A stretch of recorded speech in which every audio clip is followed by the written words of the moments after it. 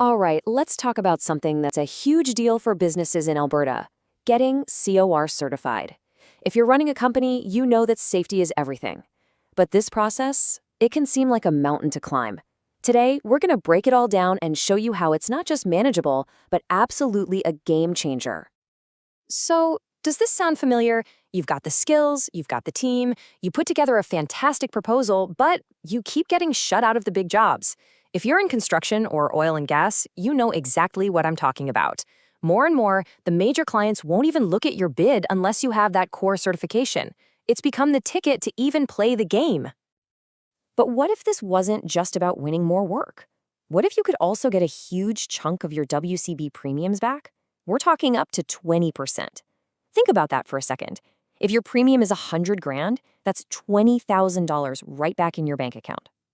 For a lot of companies, that first-year rebate can actually pay for the whole cost of getting certified. Okay, let's dive into how this all works. So here's our game plan. First, we'll cover why you need COR in the first place. Then we'll clear up the difference between COR and CECOR. After that, I'm going to give you a simple 4-step action plan. We'll talk about what it takes to pass the audit, and then wrap up with how to keep your certification and where to get help. Let's do it. Okay, first things first. Let's really get to the heart of the why, because this is so much more than just checking a box for a client or complying with a rule.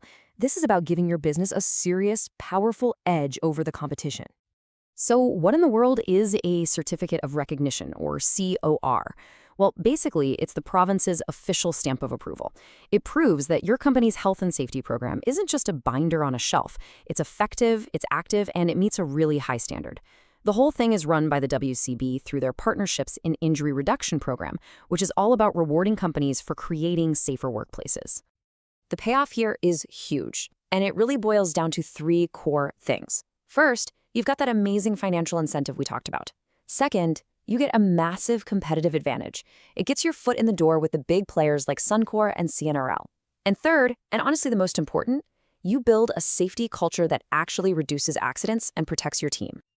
Now, let's clear something up that trips a lot of people up right at the start. There are actually 2 paths you can take here in Alberta. Choosing the right one is your very first decision, and it all comes down to one simple thing: the size of your company.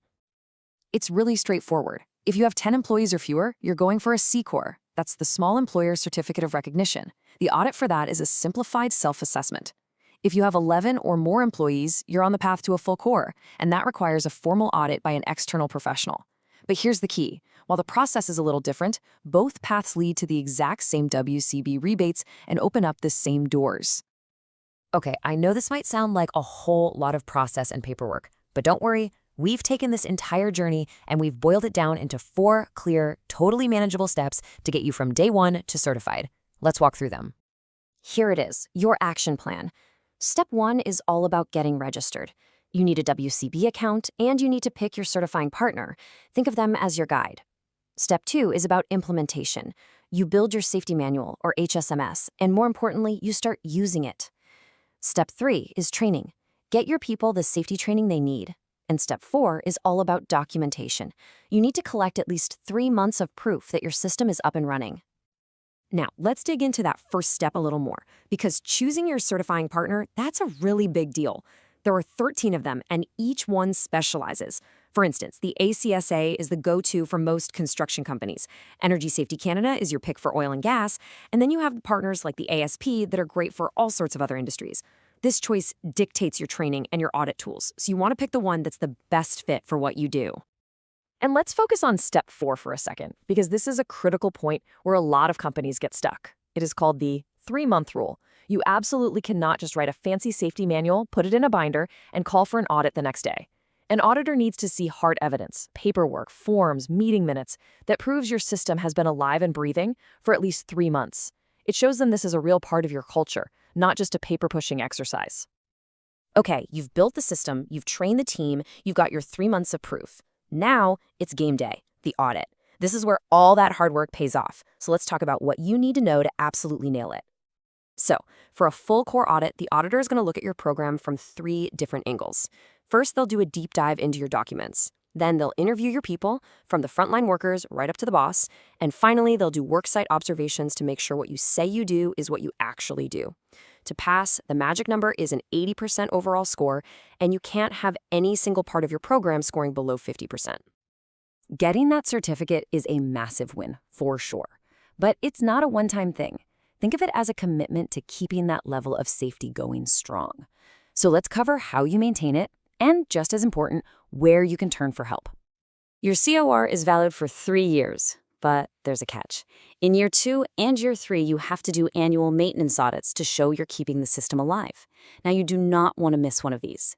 If you do, your certification is canceled. Poof, gone. And you have to start the entire process all over again from square one.